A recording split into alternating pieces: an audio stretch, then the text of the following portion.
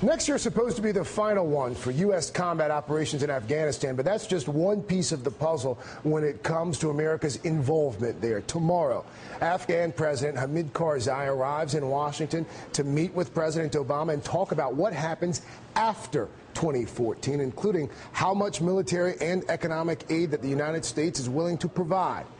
NBC's Tan Trung is live for us in Kabul, Afghanistan. Tan, what can we expect to come out of tomorrow's meeting here in D.C.?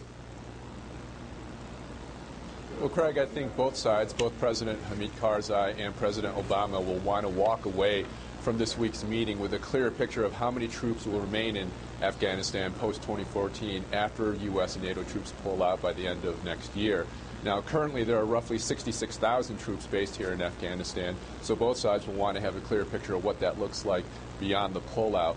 Some of the numbers that are being considered or reported being considered by the Obama administration right now are 3,000, 6,000, and 9,000. Those are considerably smaller levels than the numbers that were proposed by General John Allen, who is the head commander here in Afghanistan for the U.S. forces.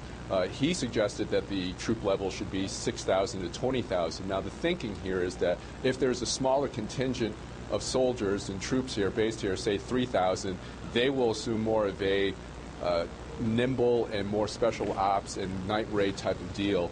If there's a larger contingent of soldiers based here, then they would assume more of the conventional roles of perhaps patrolling, training, and working with Afghan forces. Now, a lot of this may hinge on this notion of immunity. President Karzai will have to decide if he will grant immunity for whatever troops that will remain here.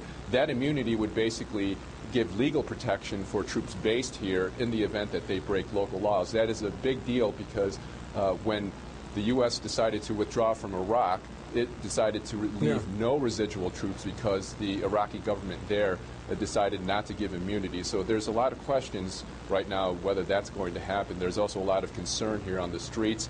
Some Afghans welcome this idea of a smaller foreign footprint, but many Afghans are fearing that when the U.S.